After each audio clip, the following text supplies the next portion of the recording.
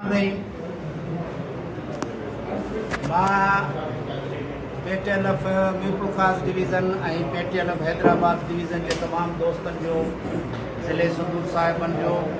ॿिन्हिनि डिवीज़न जे शुक्रगुज़ार आहियां जिन असांजे 8 तारीख़ 8 4 ते जेको ऐलानियल शेड्यूल हुयो पेटीएलएफ हैदराबाद ऐं मीरपुर खास डिवीज़न पूरी सिंध जे डिवीज़न जो उन में हिस्सो वरितो मामूल जीअं कल नॉमिनेशन फार्म वसूल करण जी हुई डेट हुई असां खां हितां खणी विया दोस्त मीरपुर खास डिवीज़न खणी वई हैदराबाद डिवीज़न फार्म हिकिड़ो जारी थियो हुयो हिकिड़ो हैदराबाद डिवीज़न ते ऐं हिकिड़ो मीरपुर खास ते अॼु उन्हनि फार्मनि जी जमो थियण जी तारीख़ हुई ऐं टाइम जे अंदरि अॼु असांजी पेटीएलएफ हैदराबाद डिवीज़न जो जेको फार्म हुयो उहो अॼु टाइम 2:20 ते 9 खां 3 बजे जो टाइम हुयो 2:20 ते जो सदारती कैंडिडेट ऐं उनजी पूरी जेको पैनल जेको पूरी टीम हुई उहो साईं मोहतरम निसार अहमद मेमून साहब उहो सदर हुयो पेटीएलएफ हैदराबाद डिवीज़न जो उन पंहिंजे पूरे पैनल ऐं पूरी टीम समेत अॼु उहो फार्म जमो करायो ऐं हैदराबाद डिवीज़न ते इहो हिकिड़ो ई जीअं त मूं अॻु में ज़िक्र कयो हिकिड़ो ई फार्म जारी थियो हुयो ऐं अॼु उहो हिकिड़ो फार्म जमो थियो उनजा कागज़ात वग़ैरह मुकमल सां चेक कयासीं ऐं ॿियो को बि पैनल न हुयो तंहिंजे करे असीं हैदराबाद डिवीज़न ते सदारती कैंडिडेट साईं मोहतरम निसार अहमद मेमून उस्ताद इतिहाद पूरी टीम उस्ताद इतिहाद निसार मेमण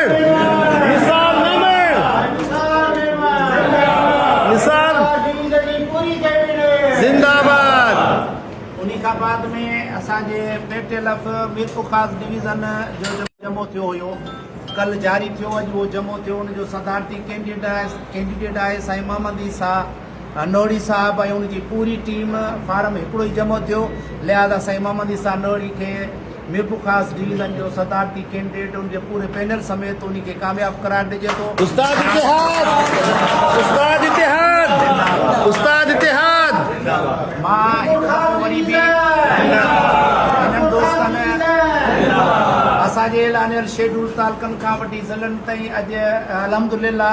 असांजी डिवीज़न हैदराबाद ऐं मीरपुर खास अॼु साॻी डेट ते शहीद बेनज़ीराबाद लाड़काणो ऐं सखर डिवीज़न जा नॉमिनेशन फार्म उहे बि अल्हम्दुलिल्लाह असांजूं टई डिवीज़नूं बिना मुक़ाबले उते बि उहे टई डिवीज़नूं अची वियूं आहिनि बाक़ी जेका कराची आहे उनजो असां सर्कुलर सुभाणे वारी डेट में कढंदासीं उन कराची डिवीज़न रहियल ते बि असां उहो डिवीज़न जी चूंड कराए ऐं पूरो सिंध जो जेको इलेक्टोरल कॉलेज आहे उहो मुकमल थींदो ऐं जल्दी असां जीअं साईं असांजो GM मोदी चवंदो आहे ॿाहिरि ला करे छोड़ेंगे इंशाअल्लाह ताला सिंध जो शेड्यूल अनाउंस कंदासीं इन उमेद सां सभई दोस्त जमहूरियत जो मुज़ाहिरो कंदा ऐं असांजे ऐलानियल शेड्यूल ते असांजो साथ ॾींदा जीअं सिंध जो जेकी इलेक्शन थी वञे ऐं नयूं क़यादतूं तालुकनि खां वठी मर्कज़ ताईं असीं हीअ जेके चार्ज आहे असीं उन्हनि जे हवाले कयूं त जीअं सिंध में जेके उस्तादनि जा पाइपलाइन में पियल घणे अरसे खां वठी जेके पेंडिंग में पियल मसइला आहिनि उहे हल थियनि त जीअं उस्ताद वीचारा पंहिंजी परेशानियुनि मां जान छॾाइनि अवां सभिनी दोस्तनि जी हिकु दफ़ो वरी महिरबानी मीरपुर खास हैदराबाद उन्हनि सभिनी तालुकनि ज़िलनि जो मां निहायती शुक्रगुज़ार आहियां जिन दोस्तनि मूंसां सहकार कयो ऐं हिन जमहूरी अमल में ॿाह मेली थी हलिया तव्हां दोस्तनि जी महिरबानी जीअं सिंध जीअं उस्ताद इतिहाद